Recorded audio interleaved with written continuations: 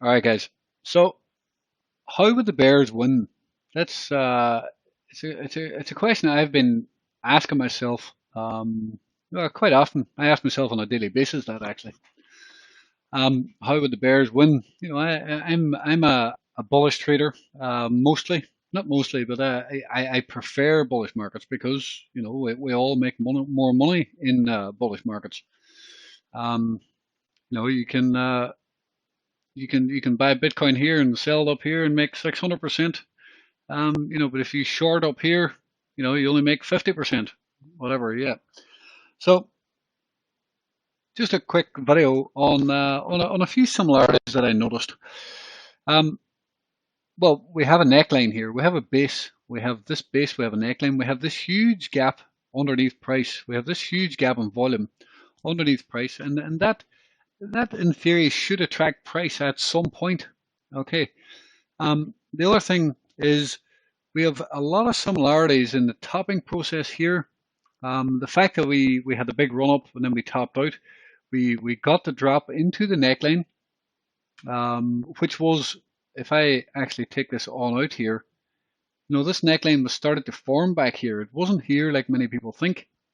It was actually in the run up, and we have something very similar here. Okay, so that is a big similarity. And then we had the blow off top, this big push. This one had the same, had a big blow off top. Then when we topped out, we had these two pivots on top, and you can see up here there was two pivots on top up here. It gave us a trend line, and from that trend line, there was a neckline. There was a base and a neckline down below, and we have a neckline here in a way. It's not quite as defined as this neckline here. This neckline, as you can see back here, if I zoom it in here, you can see that the neckline here ran through here and through here, right along to the pivot, and then we crashed. Okay, that was a 50% drop in Bitcoin at the end when this pattern actually played out. So it was interesting. Now, I've made many videos in the past that Bitcoin loves to do giant triangles, triangles, triangles, triangles. You could call in here a triangle. There's so many of them over the years. Now, of course, I'm not saying that this is playing out or this is what's happening. It's just a question. How could the Bears win? How could the Bears suppress price and come down and fill this volume gap? Well, it looks like we would need to get rejected in and around this area and roll back over, only then to kind of chop about. Now, no two charts are going to be the same, no two patterns are going to be the same, but this is a very prominent neckline here. So, my thought is not here to scare the bulls or anything.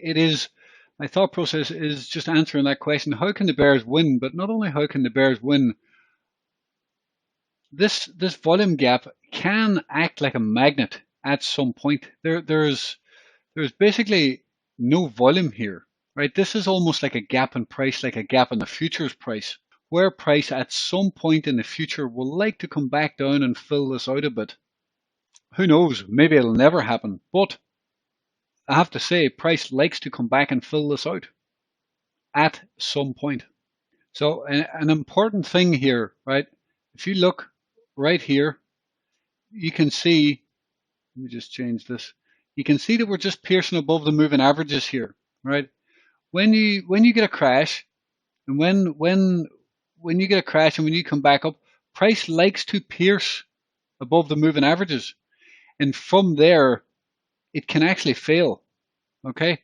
And if it fails, this is the sort of action you start to drop below all moving averages.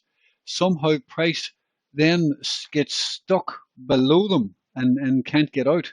If you notice here, right, well, even here, when price started to get below them, every bounce is still stuck under the moving averages. Then, well, I mean, eventually we broke briefly above them here before falling below it again. But this entire section almost was kind of stuck below the moving averages. This entire section here was stuck below the moving averages.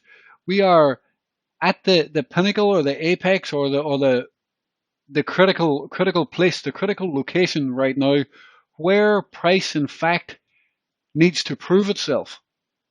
It needs to not do what it did here.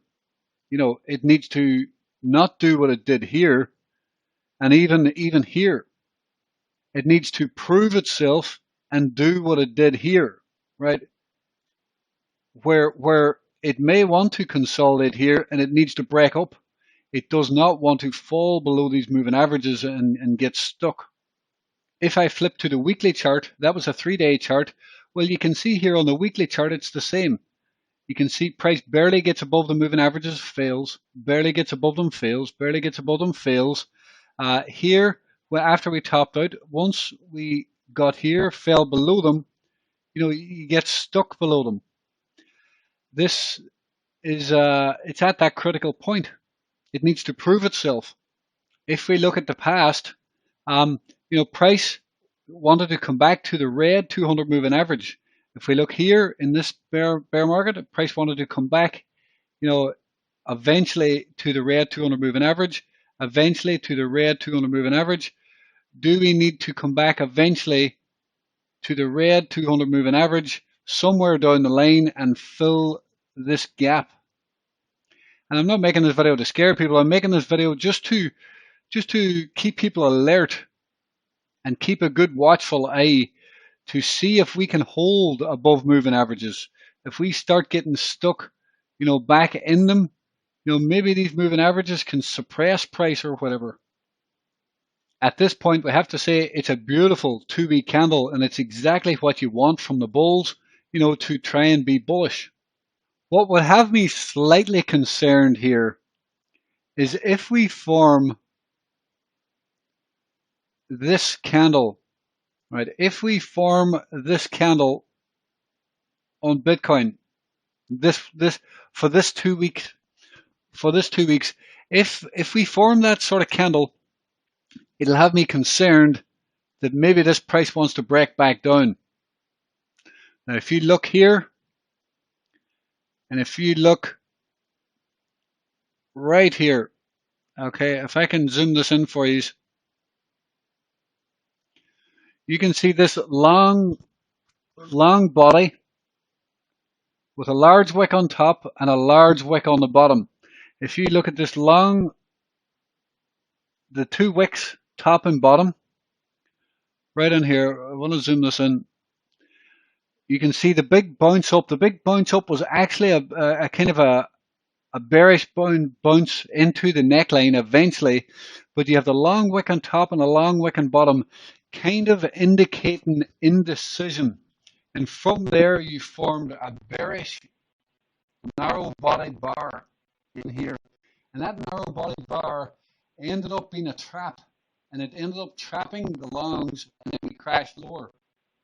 I actually think Bitcoin has just dropping as I'm making this video. Look at this. It's just dropping here as I'm making this video. I didn't even know that. I'm not really watching the current price. I'm just trying to figure out the entire market structure and what is actually going on here. Now, as I said, I will be concerned that we are bearish if we form a narrow-bodied bar here like this. I will then be concerned that maybe Bitcoin actually wants to roll over. And then maybe price is actually wanting to come down to fill this gap in the volume. Now, as you all know, as long as this 2-week candle is red here on Bitcoin, you need to be very careful. So I recorded this video on my larger screen, so I'm going to have to cut this off. It'll be a huge video. Actually, come to think about it, it's probably not going to upload onto Discord anyway. Might have to upload this on YouTube. Now, as you all know, I think a lot of the altcoins look very bullish, and they're looking really, really good. They just need some development. So maybe the bears will not win, right? Maybe the bears will not win. As you also know, that I've been watching the development of this sort of pennant, bullish sort of pennant, and like gold, gold actually broke out of it and then went back to test the highs and actually went to new all-time highs up here. Now, maybe Bitcoin is going to do the same, but I just want to say that I will be slightly concerned for the bulls if we form that narrow-bodied bar right here on this 2-week candle. So we have time, you know. I don't think we're going to form a big red candle this week. I do not think that's happening. We have time. The market is still looking good. But if we form this narrow-bodied bar, I will be very careful. Anyway, guys, this is not to create any FUD. This is a genuine question. How do the bears win? And that's what I'm trying to answer here.